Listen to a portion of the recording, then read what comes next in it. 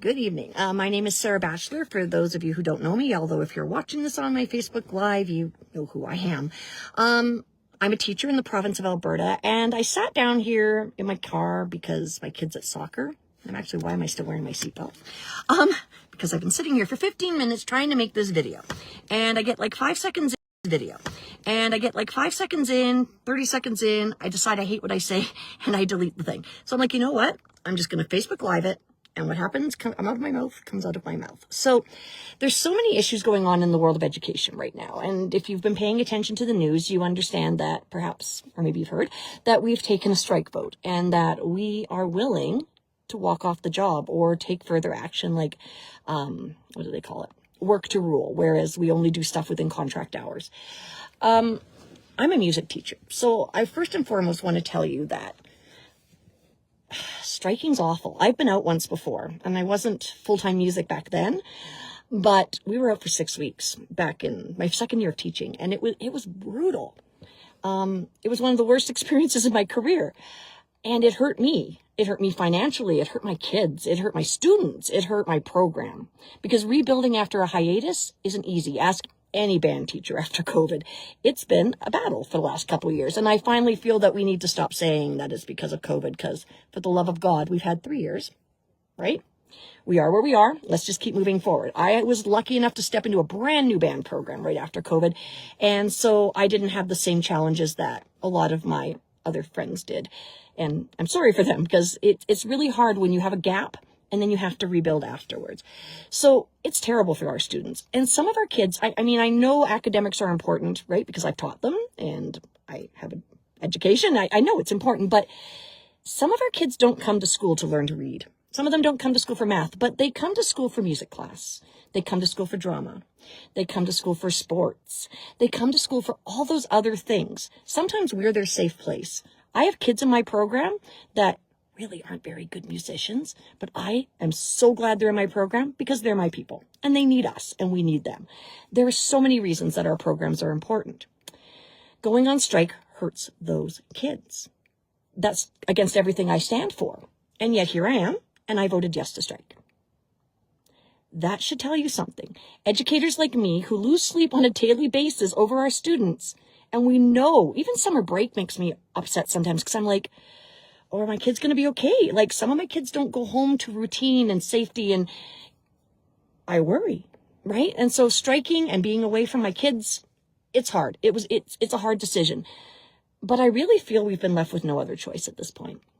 And so I want to talk about a couple of specific issues that have come up, and one in particular that's gotten some backlash that I didn't expect. I want to talk about classroom complexity. So yes, classrooms are complex. They always have been. I've been teaching for 25 years. My grade 11 like a 20-2 class, I had them for a semester of English. And my reading levels in that class went from grade 2 to they were ready for university in one class. And this is normal, right? We as teachers have dealt with a wide variety of abilities and talents and skills and behaviors for years. That is not new. That's not what's making our classrooms more complex, right? What's making our classroom more complex is the pulling back of resources to meet those needs. When I started teaching, there was a spec ed coordinator who would sit down with me at the beginning of every semester. We would write the goals together. She would check in with me, because it was a woman, that one, throughout the semester to make sure that I was evaluating these goals, assessing them as I should, that my paperwork was up to date. She would come with me at the end of the semester. She would check them off and I would sign it. That was my IPP process. Now, the fact that in my class of 36 kids, I had 32 IPPs, that's another level of complexity, right? So for every kid who has an IPP, it means they need something like a reader, scribe, extra time, less modifiers on questions, reading content cut down. There's just a million ways that we modify and accommodate. And when the majority of your class is that way, as long as you have really amazing EAs, which I've been blessed to have, you can function. But okay, they've pulled away the EA support. So today in my kindergarten class, I have a class of 18 kids, which is a decent size. I like that size. 6 kids we would consider struggling with behavior issues and things, and it's June.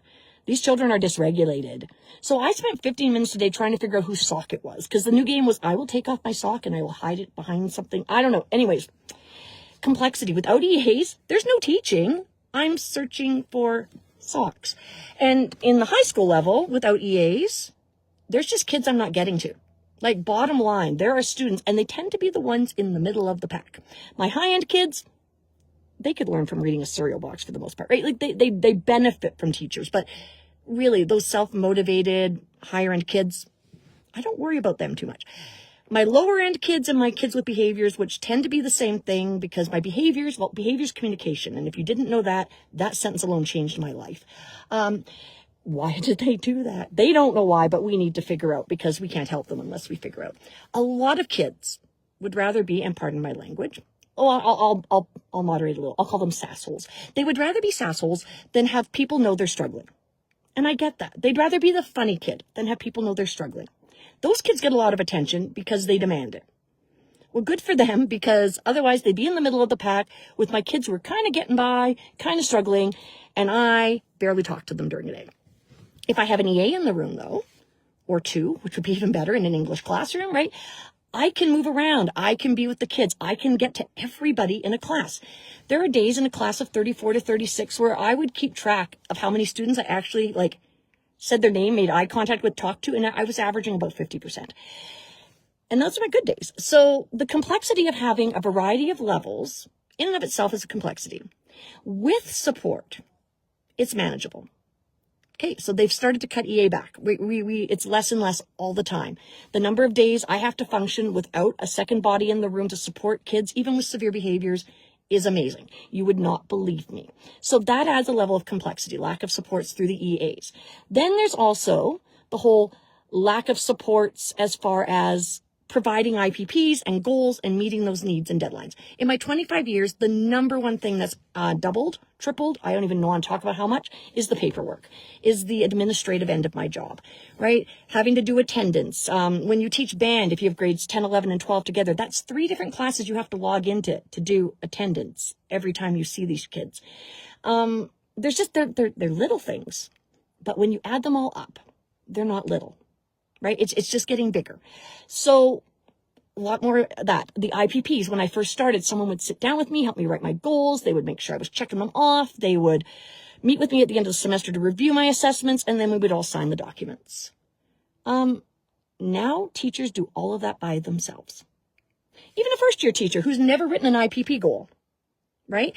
I feel like I'm okay writing goals. I'm a mom of 5. Of my 5 children, well, all of them have had IPPs themselves because they all have a diagnosis because their mama is ADHD and autistic. And guess what? Genetics. So, I have kids with dyslexia in my own family, right? So I know the IPP process. I understand goals. I know how measurable and important they are. I feel that I'm really good at doing that part as a teacher, for the most part. But I know a lot of people aren't confident. And there are times when I'll have a kid whose needs are well beyond what I have been educated in. It's an opportunity for me to learn, and I'm grateful for that. But where's the support? Like, we had a kid show up at school one year, only a few years ago, special needs child with autism, required 2 EAs. Came with 0 paperwork, 0 warning, first day of school. Hello. I had a little guy this year who can climb walls if he takes off his shoes, so I spend all my time making sure his shoes are still on. But these are things that, in and of themselves, they seem isolated and small, but they're continuous, right? It never ends. And the support is no longer there. Not that it was ever perfect, because I once taught a class of 36 kids with 32 textbooks and 32 desks. So if you were late, you had to sit on the floor of the counter. That was 15 years ago. Now it's worse, right? It's the class sizes. I know that some of us went to school back in the day with classes of 40. I don't know if I was one of them. I'm old, but I don't know if I was one of them. I don't remember classes being that big, legit. But that's not the part that makes it unmanageable. It's the needs within the room. So 40 years ago, if you had a special need, you were pulled out. The reason you don't see a lot, you didn't think autism was a big deal back then and you never saw it, was because those kids didn't go to your school. Everybody goes to school now. So inclusion adds to the complexity. And I say this carefully, because I wholeheartedly believe in inclusion. As somebody myself with autism and ADHD who grew up thinking that there was something wrong with me, I'm very smart. I don't always demonstrate it in some of the simplest ways, like handing things in on time. The list of what I cannot do is really long, but we're not going to go there. But I grew up thinking there was something seriously wrong with me, and it led to some serious mental health issues and even some addictions issues as an adult that I've been battling. And, that's my journey. But I didn't realize that I always just thought I was bad at being a horse. I'm not, I'm a zebra. So knowing I'm a zebra, okay, I can act like a zebra, but that has to be supported. And even as an adult, I require some accommodations, and they're minimal. I'm what we would call high functioning, which means I'm not a lot of work for the neurotypical people. I'm pretty I can take care of myself and my needs, but I still need support. So growing up, you would have had students like me in your class. You might even have been one of my friends back in high school, elementary. Hello, people.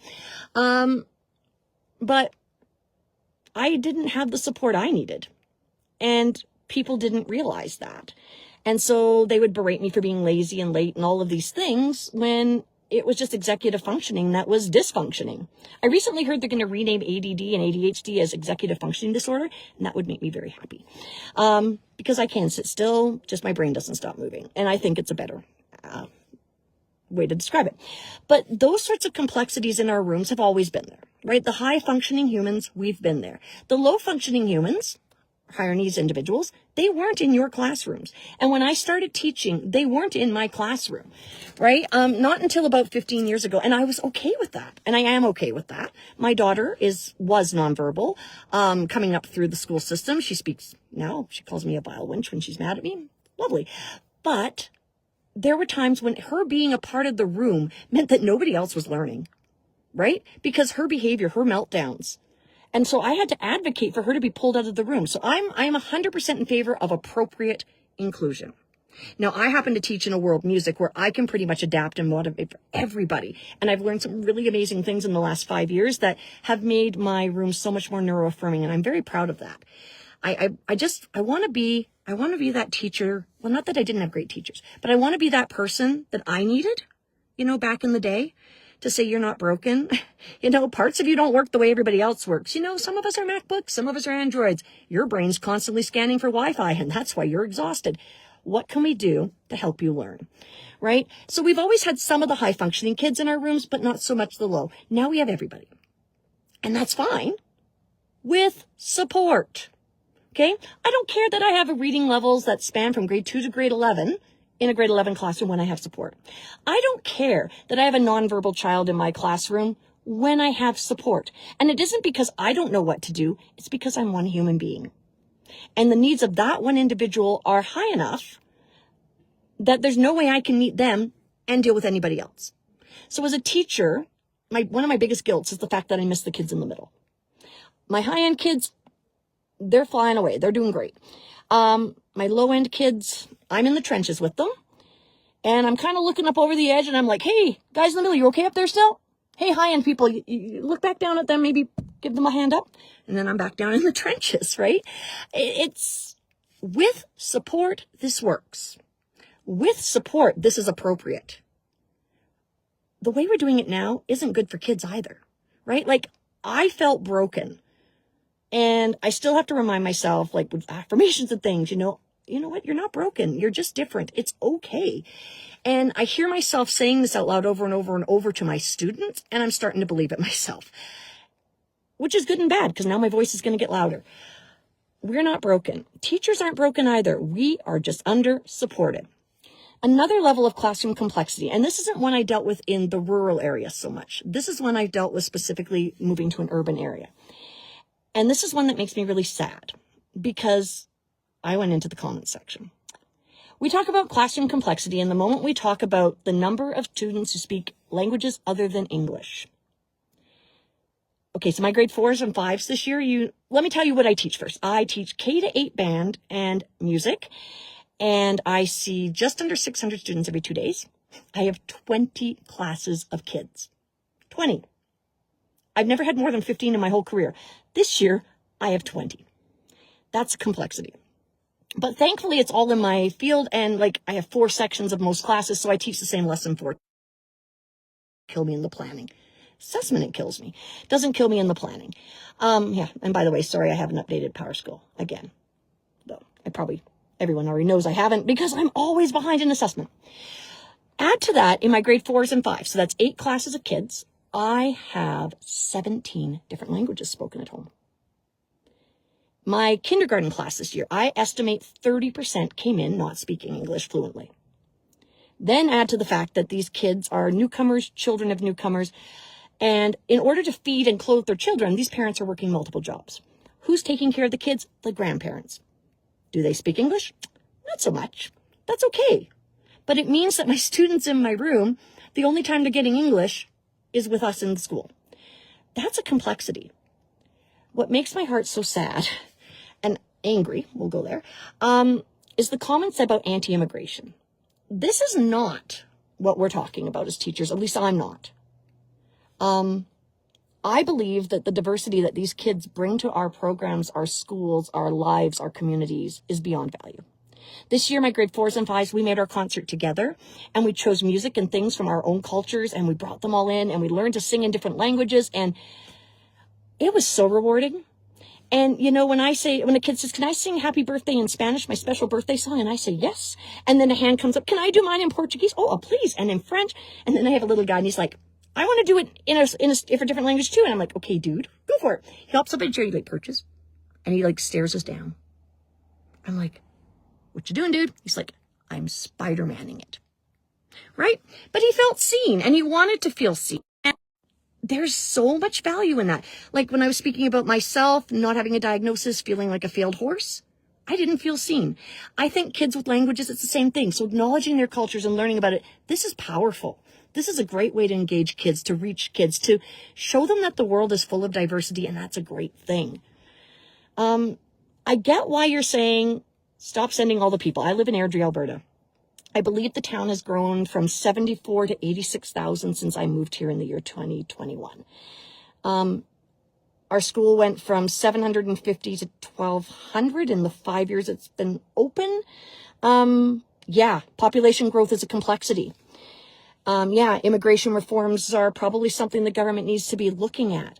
But to be in the comment section and blaming the federal government, which just shows to me you don't understand who pays for what in your taxation stuff. You just don't get where your money's going. Because municipal, provincial, and federal are three. Did I tell you I count to 4 for a living? 3 very, very different levels of government that cover 3 very different things, and they don't talk to each other. Okay, that's just my take. Or they don't talk to each other enough about the important things, right? So I feel that, I get it. There's so many kids. Where are we going to put them, right? Our school has opened the last 3 years, I believe, with our staff room being a classroom. This year, our small gym is now a classroom because we've had to add an extra kinder class. Yeah, we're bursting at the seams, but not for 1 second do I say that any of these people don't belong here. Because this is Canada, and we all belong in Canada. And the best part about Canada is that we're made up of everywhere, in my opinion. I love the diversity of it. I love it. And I'm just really sad that people have taken this argument and they're using it to be anti-immigration. If you have immigration concerns, that's fine, but you don't have to be horrible about the wonderful people that are already here. So if that's you, and I'm pretty sure it's not my friends, but, I never know, you're open to your opinion, but, just think about what you're posting because, that's not okay. It's kind of like xenophobic even. So I don't like that. Now, are there some complexities with having 17 languages in those 2 grades and 30% of my kinders not coming in speaking English? Yeah. Do we have in our system a way to handle it effectively? No. I mean, there's lots of ideas, but we don't do any of them. Like maybe they should take English first and then go into regular classes, but we don't have a plan for that. So right now, they come to our rooms and we do the best we can with them. And we use tech, like subtitles on the board in different languages. But when I have that many languages, I can't keep up. I got an Apple Watch simply because I can use Google Translate on time, and I don't have to look for my phone or my iPad. There's things we can do with support. Are you sensing a theme here? With support. Yeah, I want to say the F word of that one, but I'm on live, so I won't. we can do this. We do this. Teachers do it very, very well. And some of the things that people complain about that we're not doing, it's because we're too busy doing things we shouldn't need to be doing. Do you know that they laid off like over 50 custodians the year before last in Rocky View schools? That means that our school, with almost 1,200 kids, I'm talking about my band room, the last time my floor was mopped was 3 weeks ago. The last time my sink was cleaned was today because I did it. Now I'm probably getting in trouble for my union because I'm not supposed to do custodial tasks. But I'm not going to let my kinders come in and sit on a carpet that the kids just drop spit on from the band instruments without doing a quick sweep at least or something. No, it's gross. It's disgusting. But there's no money, right? For the custodians, apparently. Just like there's no money for the EAs, apparently. Just like, it just goes on and on. It's just like a cycle of suck and stupidity that's never ending. And at some point, teachers have to stop picking up the pieces. But I can't stop washing my sink. That's gross. I don't know. I don't know what the solutions are. I mean, I have lots of ideas because that's what I do. I make up ideas. But until the three levels of government start talking to each other, and the fact that the towns are setting aside room for schools, but then the province doesn't build said schools, and then that leads me into a whole other rant. But as far as classroom complexity goes, I don't think our classrooms overall are that much more complex. I think 25 years ago when I started teaching that the urban areas were definitely dealing with high numbers of children who speak multiple languages. I think in the rural areas, we were dealing with high numbers of kids with IPPs who were placed in single rooms because we didn't have the opportunity to offer multiple strains and things for them. So to function, we have to put them all together. A lot of these things have always existed. But what has changed is the lack of support and the expectations of teachers, right? Everyone asks me what's one thing they've asked me a million times. What's one thing we could take away? Supervision is my first choice, please. Not that I ever take my lunch anyways, because I'm a band teacher. And if you're a band teacher, you know that lunch hour is when your community arrives, right? This when I get to see my kids without filters. For better or for worse, they seem to forget there's an adult in the room, and then I have to be like, hey, what are you talking about over there? But we have these really honest, amazing moments, and the kids get their instruments, and it's noisy and it's crazy. So lunches for me, if I have to go out on supervision, it means I'm not in my room with those kids, and then they don't have that community for those days. It just means I don't get to sit down sometimes, right? Right now, I teach, some classes are 25 minutes, some are 30, some are 45. And I teach from 8 a.m. till 12:15 every day without a break. I teach through all the recesses, all the time, right? So if you took away my supervision, I could sit down and maybe eat lunch with an adult once a week. I try to go in the staff room once a week. That's a rule I have for myself because otherwise sometimes I don't see other adults because I don't have as many EAs in my room anymore. Other things that we've had added to, like I said, the IPPs and the amount of goal-setting things that are now teachers' responsibility that we used to have spec ed coordinators that handled. It used to be divisional, then it got passed down to the schools, and now it's on the teacher's plate. Things with assessment, right? This RTR, which I like. I like real-time reporting. I've already alluded to the fact that my power school is never up to date. Did I tell you I have 20 classes? If I have to put in a mark with a comment, and the assignment has to have descriptors, and I have to check off standards, that takes me a long time to put in one assignment. So once a month is what you get. Sorry, Rocky View, not sorry. I know it's supposed to be every 3 weeks. I've never been able to meet that standard, and I'm just going to stop apologizing because it's not a realistic expectation, right? And it hasn't come back to bite me in the butt yet because my administrators are pretty patient and they see what I do all day, every day, and after school and all of those things. They know. They know that I'm dedicated to my kids. They just know I can't meet all my deadlines. Report card comments. Did I mention I have almost 600 students? Right? These are things that when you don't have so much isn't so bad. Right? The list goes on, even like something like attendance, the last school I was at, it was my job to track attendance. So if I had a kid who'd missed 2 days, this is junior high school, mind you, it was my job to call home. a lot of things that used to be done by administrators, right? But the administrators are swamped, right? Like, good luck finding an administrator. They're in the halls, they're in the trenches with your kids, and they're doing it as best they can. They really are doing the best they can. At least in my school, I've worked in schools with not so great admin, but the one I'm at right now is actually legendary. They try to support us, right? I was shocked at this job when one of the VPs said to me, how can I, or what did he say? What barrier can I remove for you? I was planning a concert and I must have looked as overwhelmed as I usually do. And he's like, what's a barrier I can remove for you right now? Well, I almost cried on the spot because nobody says things like that to me. I mean, they get, how can I help? But that requires me to think of how you can help. But I don't know, for some reason, phrasing it that way helped me and I was able to actually articulate something. Yeah. See, this is why I can't do a 30-second video because I will go on and on. But complexity has always existed. It just hasn't existed in the way it is now. So to sum it up, it's more complex because teachers' expectations have tripled. The amount of work that I do outside of school hours has tripled. It takes me 20 hours to plan a band concert outside of school. It takes me 40 hours or more, depending on how much arranging and composition of my own work I do into the grade 4, 5s, 2, 3 concerts, those sorts of elementary things, right? Anytime I have to plan a field trip, that's 15 hours. I started keeping track of this stuff because when I say to parents, look, you have a kid with dyslexia and I can make their sheet music readable for them. I have to type it into this program and color code the notes. It takes me about 10 minutes per song, right? I can do that. But I have all this other stuff. So, hey, parents, can you come in and do some photocopying? Can you come in and do this? Can you come in and do that? So that I can use my time for something else, right? So if I say it takes 20 hours to put this concert together, suddenly parents are much more willing to like, hey, I'll take an hour of that off you by doing your advertising for you. Thank you. That's an hour I can spend color coding music for kids with dyslexia so they can read. And when you remove the barriers, you remove the behavior issues 85 to 90% of the time, right? Because a lot of kids, like I said, would rather be turkeys than have you know they struggle. And if I remove those barriers and I take the time to put those things in place, my kids can learn and not be disruptive to everybody around them. So what do I need? Support. What do I need for EAs? I need more.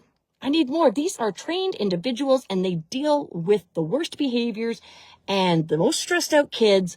They're the people that I look at and I'm like, help me, right? When the kid is having a meltdown, I still have 30 kids in the room, right? We're a team. They're adults in our room. The kids listen to them. I love my EAs. We need more of them. IPPs and IEPs, love them. Super important. Inclusion, super important. Appropriately done with support. English as an additional language. It's a reality. Keep your immigration thoughts to yourself. Help us get support. This could be financially through tech, right? If these kids have their own devices, they can set up their PowerPoint to like read and translate for them on the fly, Google Translate. There's so many things that could be supported, but no honey, right? No funding, no help.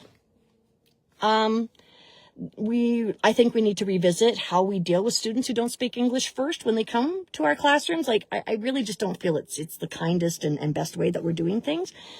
Little kids, especially, they're sponges and they tend to pick it up pretty quick. But when we get to grade 5, 6, 7, just some of the kids' issues that I'm seeing and then taking where they're coming from, like the trauma that some of these kids have gone through to come here from Israel, Ukraine.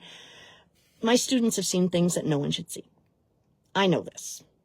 Right? Do I have the supports for them? No. Should I send them to the counselor? Absolutely. Can I find the counselor? No, because the counselor is overwhelmed. Right? There's just so many things. And if you wanted to know how to help education in Alberta, it could be summed up with, we need supports. We are really good at what we do. Right? I even won an award for what I do. I love what I do. And I don't think it's bragging because there are other music teachers who are just as amazing. Like, so many of us are doing what I do, right? So when I say I'm good at my job, I am, but so are they. And I love that because that's what our world needs and our kids need, because you need good teachers and we have them. So stop killing us and burning us out. Do you know I've been on stress leave twice in my 25 years? Once from a bleeding ulcer, just about killed me. Seriously, support us. Keep us here longer. This is my 25th year of teaching, and I would love to have another 15. I would. I love what I do. I don't want to go on strike. I don't want to be away from my students. I just want support. So for those of you who would like to know a little more, hit me up. You can email me. You can put it in my comments or in the comments, and I will get back to you at some point once I'm done my 600 report card comments. But anyways, I will get back to people. I'm happy to talk about this. If you want to come into the school as a volunteer and see what it's like in our world, please come in. Because I know everybody thinks they know how school works because we all went to school. I assure you, you have no idea. It's not the same job I started with. It's not. For better, for worse, some changes, good and bad. But, dude, we need support. So, I voted yes to strike. And if push comes to shove, I'll be out walking the picket lines. If we have to picket this time, we didn't last time. That's a whole other issue. But I will do this with my head held high, and I will say I am doing this for your kids, not just for me and my survival and my mental health, which is enough of a reason. Thank you very much. But it's for your kids. All right? We love them. We'll do what we can for them. Now, hold your elected officials accountable. Write the letters, write the emails. Every email or letter you write to an MLA counts as 25 when they do the tally up, because they figured that many people don't respond that have the same ideas and opinions. All right? So signing a petition's nice, but those letters mean more, because then they tally them up and they look at what issues their constituents are having. That tells them a lot. So keep that in mind. You have a voice. Parents have a lot of power. A lot. As a parent myself, I've realized that advocating for my children with special needs is a must because the system is broken. But it's a must because I have more power than the teacher who wants to help my kid has. If I come into the administrator's office with my, bees in my bonnet, I'm going to be heard a lot faster than the teacher who's been in there probably 15 times and sent the emails and right? Please advocate for your children. That is how you support us. Volunteer in the classroom. Even high school teachers, they need supports. There's photocopying. There's things you can be doing that would free up time so that we could go to the bathroom and maybe drink a cup of coffee while it's hot. But honestly, so we could do the accommodations and modifications that the children require so that they can learn, so we can level the playing field so everybody is learning in our classrooms. That would help. So those kids in the middle aren't getting no attention, like next to none. I'm not even joking. So advocate, support us so we can support your children. Please. Your kids deserve better. And I'm not ashamed to say it, I deserve better. So do all teachers in this province. So, as we move forward, whatever happens with this whole process, please, we hope you have our backs because we have your kids, which means we have yours. Thanks.